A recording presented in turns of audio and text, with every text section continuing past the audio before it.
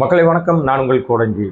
தமிழ்நாட்டினுடைய முதலமைச்சராக இருக்கிற ஜோசப் விஜயனுடைய தனிப்பட்ட வாழ்க்கை என்பது பெரும் சிக்கலுக்குள்ளாக இருக்கிறது அப்படின்னு உங்கள் எல்லாருக்குமே தெரியும். அவருடைய மனைவி சங்கீதா அவர்கள் விவாகரத்து கேட்டு கடந்த 25ஆம் ஆண்டு அவங்க நீதிமன்றத்தை நாடி இருந்தார்கள். அது டிசம்பர்லேயே நீதிமன்றத்துக்கு போனாங்க. அப்போதே அந்த விவாகரத்து வழக்கு ரொம்ப ஆண்டு காலமாக பிரச்சனைகள் இருக்கிறாங்க, பிரிந்தே இருக்கிறார்கள். பல ஆண்டுகளாக நான் பிரிஞ்சிருக்கிறேன். என்னுடைய கணவர் குடும்பத்திற்கு எந்த விதத்திலும் அவர் அனுசரணையாக இல்லை. அவருக்கு திருமணத்தை மீறிய ஒரு உறவு இருக்கிறது. ஒரு தவறான ஒரு பழக்கத்தில் இருக்காரு. ஒரு நடிகையோட அவருக்கு தொடர்பு இருக்குது. தேவைப்பட்டால் நடிகையின் பெயரை சொல்லுவேன். எனக்கு குடும்பத்தை நடத்துவதற்கு எந்த விதத்தில் பொருளாதார ரீதியாக பொருளாதார தடை எனக்கு ஏற்படுத்துகிறார். என்னுடைய குடும்பத்தாரோடு அவருக்கு பிள்ளைகள் மனைவி பிள்ளைகளை அவர் பார்க்க மாட்டுறாரு. அவர் இந்த மாதிரி ஒரு தவறான நடத்தை இருக்குது அப்படின்னு சொல்லி விவாகரத்து கேட்டு அவங்க செங்கல்பட்டு நீதிமன்றத்தில் வழக்கு தாக்கல் பண்ணியிருந்தாங்க. அது பெரிய அதிர்ச்சி அலையை ஏற்படுத்தியது. தேர்தலுக்கு முன்பாக நடந்த விஷயம். ஆனால் இந்த விர்ச்சுவல் வாரியர்ஸ்ன்னு சொல்லப்படுகிற இந்த தற்கொலை கும்பல் இந்த திருமணத்துக்கு தாண்டிய மீறிய உறவு நடிகையோட தொடர்பு அப்படின்றத கூட நார்மலைஸ் பண்ணி பிரச்சாரம் பண்ணாங்க. இந்த ரூட் மாஃபியான்னு சொல்லப்படுகிற கேடுகட்ட பிறவி கும்பல் என்ன பண்ணுச்சுன்னா, ரொம்ப தவறான நபர்களை எல்லாம் இது ஒன்றும் பெரிய விஷயமே இல்லை, இதெல்லாம் ரொம்ப சாதாரணம் அப்படின்னு பேச வச்சு பல பெண்கள் ஏங்க அவன் 10 பொண்டாட்டி வச்சிருக்கான், 5 பொண்டாட்டி எங்கள் அண்ணனு வச்சுக்கூடாதா அப்படின்னு அதை நார்மலைஸ் பண்ணுகிற வேலையை செஞ்சாங்க. இன்றைக்கு நாடு நாசமாக நாரி போயிருக்கு இந்த செயல்கள்னால. இது ஒரு பக்கம் தனி. இந்த பெண்கள் குறித்து நம்ம அப்துல் கலாமுடைய உதவியாளர் பொன்ராஜ் அவர்கள் ஒரு கருத்தை சொல்ல போய் அவர் மீது வழக்கு வாங்கி வச்சிருக்காரு. இப்போ இந்த தாவேக அரசாங்கம் உட்கார்ந்த பிறகு தான் அந்த வழக்கு, திமுக ஆட்சி காலத்தில் வழக்கு போடலை, தாவேக உட்கார்ந்த பிறகு காழ்ப்புணர்ச்சியில் போடப்பட்ட வழக்கு இது. அவருக்கு அது தார்மீக அடிப்படையில் வருத்தம் தெரிவித்தார். அவர் நான் எல்லா பெண்களையும் சொல்லலை, குறிப்பிட்ட இந்த மாதிரி பேசிய பெண்களுக்கு என்ன பதில் சொல்கிறதுன்னு கேட்டார். அதெல்லாமே முன்னாடி நடந்த விஷயம். இப்போ இந்த ஆட்சி வந்த பிறகு அவர் மீது வழக்கு, ஒரு தனி ட்ராக்கு. இது இடையில இவர்கள் நீதிமன்றத்தில் தேவைப்பட்டால் அந்த நடிகை பேரை சொல்லுவேன்னு அவங்க ஃபைல் பண்ணியிருந்தாங்க. நீ என்ன சொல்கிறது, நானே சொல்லிடுறேன்னு சொல்லிட்டு அந்த நடிகையோடு அவர் திருமணத்துக்கு போகிறார். அந்த நடிகை வேறு யாரும் இல்லை, அவர் நேரில் கூட்டிகிட்டு போனதுனால அந்த பேர் சொல்லலாம், தப்பு இல்லை. திரிஷாவோட ஒரே காரில் ஜோடி போட்டுக்கிட்டு ஒரே ட்ரெஸ் போட்டுக்கிட்டு திருமணத்துக்கு போனார். அப்போவே அது கடுமையான விமர்சனத்துக்குள்ளானது. இப்படிப்பட்டவனெல்லாம் நம்ம ஆள்வதற்கு வருவதா அப்படின்லாம் நிறைய விமர்சனங்கள் வந்துச்சு. ஆனாலும் இந்த கவர்ச்சியிலையும் சினிமா மோகத்திலும் இருந்த மக்கள் என்ன பண்ணாங்கன்னு தெரியல. அவர்கள் மூளைச்சலவை செய்யப்பட்டதுனால மேனிப்புலேட் பண்ணிட்டாங்க, ஏதோ பண்ணிட்டாங்க. நிச்சயமாக மக்கள் விரும்பி வாக்களிக்க வாய்ப்பு இல்லை. அவங்க ஏதோ ஒரு கவர்ச்சினாலும் ஏதோ ஒரு ஆசைனாலும் பணம் கிடைக்கும், 2000 ரூபா பணம் கிடைக்கும், 6 சிலிண்டர் கிடைக்கும், 4000 ரூபா பணம் கிடைக்கும், அது கிடைக்கும், இது கிடைக்கும், மாற்றம் வரும் அப்படிலாம் நம்பி பெரிய இவர் இந்த அதாவது பெண்களுக்கு இது ரொம்ப ஆபத்து பாந்தவன், பெண்களுடைய சகோதரன் அப்படின்னு சீனெல்லாம் போட்டதுனால அதை நம்பி மக்கள் வாக்களிச்சிட்டாங்க. முதலமைச்சராக உட்கார்ந்துட்டார். ஆனாலும் அந்த வழக்கு அப்படியே நிலுவையில் இருந்தது.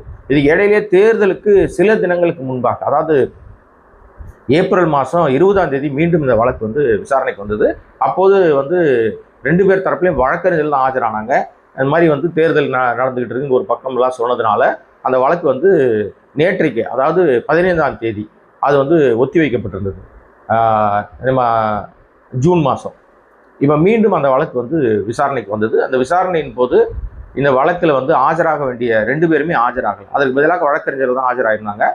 ஆஜரானது அவர்கள் கேட்ட கேள்வி என்ன அப்படின்னா, எங்களுக்கு நாங்கள் பிரபலம், அதாவது விஜய் தரப்பில் நான் முதலமைச்சர் ஆகிட்டேன், நான் பெரிய பிரபலம், அதனால் என்னால் நான் நேரில் ஆஜராக முடியாது, வீடியோ கான்ஃபரன்ஸில் நான் ஆஜராகிறேன் அப்படி. ஏன்னா ஏற்கனவே ஏப்ரல் மாதம் 20ஆம் தேதியே வீடியோ கான்ஃபரன்ஸுகள் தான் அவங்க பதில் சொன்னது. இப்போ அதே நடைமுறையை நீங்கள் பின்பற்றணும். நான் இப்போ முன்பு கட்சி தலைவராக இருந்தேன், நடிகராக மட்டும் இருந்தேன், இப்போ நான் முதலமைச்சராக ஆகிட்டேன், அதனால் எனக்கு நீங்கள் இந்த வீடியோ கான்ஃபரன்ஸுக்கு வருவதற்கு விதிவிலக்கு கொடுக்கணும் அப்படின்னு சொல்லி கேட்டவுடனே அது முறையான அந்த ஃபார்மு, முறையான அந்த அனுமதிகள்லாம் கொடுக்கப்படாமல், அதுக்கான எல்லா ரிக்வெஸ்ட்டும் கொடுக்காம பொத்தாம் பொதுவாக வழக்கறிஞர்கள் கேட்டவுடனே அந்த 2 மனுக்களையுமே நீதிபதி தள்ளுபடி பண்ணிட்டாங்க. தள்ளுபடி பண்ணி நீங்கள் மீண்டும் அந்த முறையாக அதை ஃபைல் பண்ணுங்கள், அப்போ நான் அதை சாத்தியமா இல்லையான்னு நான் சொல்கிறேன்னு சொல்லி ஆகஸ்ட் மாதம் 7ஆம் தேதிக்கு அந்த வழக்கை ஒத்தி வைத்திருக்கிறார்கள். அந்த நீதிமன்றத்தில் அவர் தாக்கல் பண்ண விவாகரத்து வழக்கம் இழுத்தடிச்சிட்டே தான் இருக்குது. நீங்கள் வாழ பிடிக்கலன்ட்டாங்க அவங்க. அதற்கு பல காரணங்கள் சொன்னாங்க. அந்த காரணத்துக்கு ஏற்ற மாதிரி நீங்களும் நடிகையோட தான் ஊர் சுற்றிட்டு இருக்கீங்க. நடுராத்திரியில் அஜித்துடைய அம்மாவுடைய மறைவுக்கு கூட உங்களோட வர்றது யாருன்னா, அதாவது ஜோசப் விஜய், முதலமைச்சர் ஜோசப் விஜய் வர்றது திரிஷா தான் வராங்க. அது அசிங்கமா இல்லையா அப்படின்னு யாருமே கேட்க யாருக்கும் தைரியமும் இல்லை, துப்பும் இல்லை. இது அவதூறா இல்லையா? இதுல எதுங்க அவதூறு வந்துடும்? நீங்க முதல்ல அந்த இடத்துல இப்ப அந்த டைம்ல தான் திரிஷா வரணுமா? ஏன் அதுக்கு பின்னாடி வந்தா முன்னாடி வந்தா ஒத்துக்க மாட்டாங்களா? விஜய் வரும்போது தான் கூடவே ஜோடி போட்டுன்னு வரணுமா? கல்யாண வீட்டுக்கும் ஜோடியில் போனோம், அதே மாதிரி மரண வீட்டுக்கும் ஜோடியில் தான் போனோமா அப்படின்னு ஊரே காரி துப்புனா கூட இவர்களுக்கு அதை பற்றியெல்லாம் கவலையே இல்லை. ஆனால் இந்த மனிதர் தான் தனி மனித ஒழுக்கம் பற்றி பேசுகிறார். நீங்கள் சிங்கப்பெண்கள் அதிரடிப்படை துவக்க விழாவில் அவர் பேசின பேச்சினுடைய சாராம்சத்தை நீங்கள் ஒரு முறைக்கு இருமுறை ரீகால் பண்ணி பாருங்கள். நாம் பேசுகிற நாம ஒழுக்கமாக இருக்குமான்னு பார்க்கணும். First number 1. ஏன்னா நாம் நம்முடைய மனைவிக்கும் ஒரு உண்மையான கணவராக இல்லை, தன்னுடைய மகனுக்கும் உண்மையான அப்பாவாக இல்லை, தன்னுடைய மகளுக்கு உண்மையான அன்பான அப்பாவா இல்லை.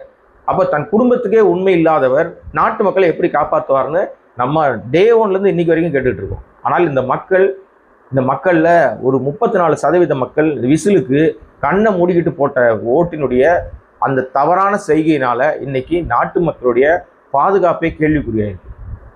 3 வயசு குழந்தைக்கு பாலியல் ரீதியாக துன்புறுத்தல் கொடுக்குறான், 10 வயசு பெண் குழந்தைக்கு பாலியல் ரீதியாக கூட்டு பாலியல் வன்புணர்வு செஞ்சு கொள்றானுங்க. தொடர்ந்து சிங்கப்பெண் அதிரடிப்படைக்கே பிரச்சனை வருது. அந்த சிங்கப்பெண் அதிரடிப்படை போலீஸ்காரனே ஒரு 3 பேர் சேர்ந்து பாலியல் ரீதியாக பலாத்காரம் பண்ணுறாங்க. அப்போ நாட்டில் இருக்கிற பாதுகாப்பு என்பது சீர்குலைந்து விட்டது, நிர்வாக சீர்கேடு ஆகிவிட்டது. இப்போ இந்த வழக்கின் மூலமாக நம்ம தெரிஞ்சுக்கிற விஷயம், அது வழக்கு அவங்களுடைய பர்சனல் அவங்க நீதிமன்றத்தை நாடி இருக்காங்க. விவாகரத்து வழக்கு அவங்க விவாகரத்து கொடுக்குறாங்களா கொடுக்கலையா, அது இன்னும் எவ்வளோ காலத்துக்கு இழுப்பாரு. விஜய் நேர்மையான மனிதராக இல்லாததுனால அவர் நிச்சயமாக உடனடியாக விவாகரத்து கொடுத்துட மாட்டார், அப்படியே இழுத்தடிப்பார். அவர் ஒரு மாதிரி என்ன சொல்கிறதுனா ஈகோ பிடிச்ச மனுஷன். நாம ஆரம்பத்தில் சொல்கிறோம் முதலமைச்சர் ஆகிட்டா அதெல்லாம் சொல்லக்கூடாது, அதெல்லாம் ஒன்றும் சட்டம்லாம் கிடையாதுங்க. அவருடைய தனிப்பட்ட விஷயம் அது. அவருக்கு என்ன பிடிக்கலன்னா பிடிக்கல தான், பிடிச்சதுன்னா பிடிச்சது தான். பிடிச்சவர் தவறே செஞ்சாலும் கொண்டாடுவார், பிடித்தவர்கள் அயோக்கியத்தனம் பண்ணாலும் கொண்டாடுவார்.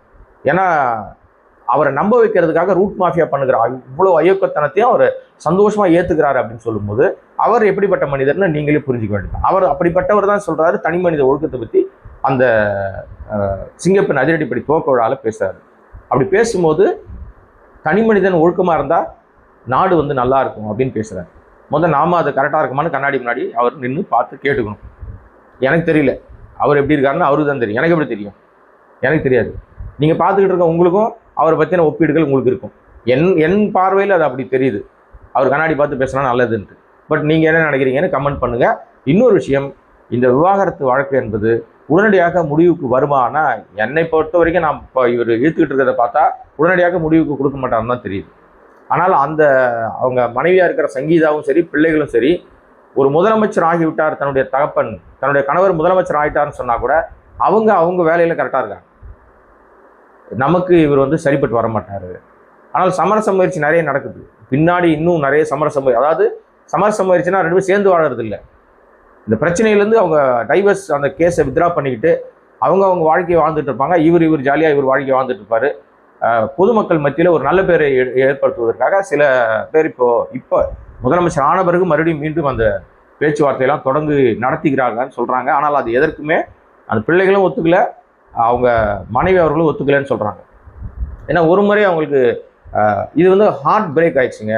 நீங்கள் காதல் திருமணம், என்னடா காதல் இது, இந்த லட்சணத்தில் இது என்ன காதல் இது? 2 பிள்ளையை பெற்ற பிறகு கூட பொண்டாட்டியோட வாழ முடியல, பொண்டாட்டிக்கு ஒரு சரியான ஒரு அன்பான கணவராக இருக்க முடியலன்னா அப்போ அவங்க எப்படி நம்ம கண்ணுக்கு முன்னாடி தெரியுது தப்பாக இருக்கார் நம்ம கணவர், நம்ம மீறி வேறு ஒரு உறவில் இருக்காரு அப்படின்னு தெரியும் போது அவங்க நிச்சயமாக அது கோவப்படுறது இயல்பு தானே.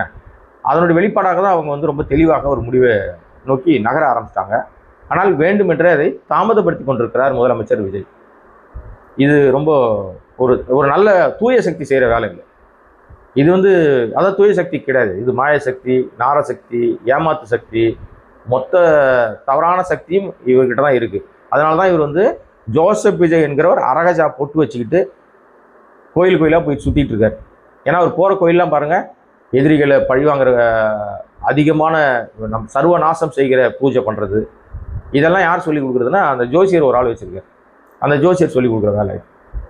ஆனால் இது மட்டுமே அவருடைய அந்த செல்வாக்கை உயர்த்தி விடுமானா, இப்படி கோயிலாக போய் பயங்கர பக்தி மார்க்கமாக இருந்தவருடைய நிலைமையெல்லாம் என்ன ஆச்சுன்னு அவர் புரிந்து கொண்டால் நல்லது. நான் யாரையும் குறிப்பிட்டுலாம் சொல்லலை, பார்க்குற உங்களுக்கும் தெரியும் யார் எப்படிலாம் கோயிலாக போனாங்க, அவங்களுடைய நிலைமையில் என்ன ஆச்சு கடைசி காலங்களில். கடைசியில் அவங்கெல்லாம் என்ன ஆனாங்கன்றலாம் உங்களுக்கு எல்லாருக்குமே தெரியும். நான் கோயிலுக்கு போகிறவங்கள தப்பாக சொல்லவே இல்லைங்க. உடனே டக்குன்னு கிளம்பி கம்பு சுற்றிட்டு வந்துடாதீங்க. கோயில் போவது என்பது நீங்கள் நல்லா இருக்கிறது மட்டும் வேண்டது இல்லைங்க, உங்களை சுற்றி இருக்கிறவனும் நல்லா இருக்கணும். நாம் நல்லா இருப்பது போல் நம்முடைய நாடும் நம்முடைய வீடும் பக்கத்தில் இருக்கிற அக்கத்தில் இருக்கிற எல்லாரும் நல்லா இருந்தால் மட்டும்தான் நாம் சுபிட்சமான அமைதியான வாழ்க்கையை வாழ முடியும். நான் மட்டும் நல்லா இருக்கணும், எதிராளி நாசமாக போயிடணும்னு சொன்னோம்னா நாசமாக போயிடணும்னு சொல்லும் போது முதல்ல அது நமக்கு தான் திரும்பும். ஆகவே அதில் ரொம்ப தெளிவாக இல்லைன்னா ரொம்ப கஷ்டம். ஆக இந்த விவாகரத்து வழக்கு என்பது இன்றைக்கு இவர்கள் கேட்ட அந்த கோரிக்கை மனுக்கள் தள்ளுபடி செய்யப்பட்டிருக்கிறது. மீண்டும் அந்த வழக்கு அடுத்த ஆகஸ்ட் மாதம் 7ஆம் தேதிக்கு தள்ளி வைக்கப்பட்டிருக்கிறது. என்ன நடக்குது அப்படின்றத பொறுத்து பார்ப்போம். அதுவரை கோடைக்கு வாய்ஸ் சேனலை சப்ஸ்கிரைப் பண்ணாமல் பார்த்துருக்க நண்பர்களே, உங்களுடைய அன்பினாலும் ஆதரவால் நடத்தப்படுகிறார் சுயாதீன ஊடகம். உங்கள் அன்பும் ஆதரவும் தொடரும் என்ற நம்பிக்கையிலே நன்றி.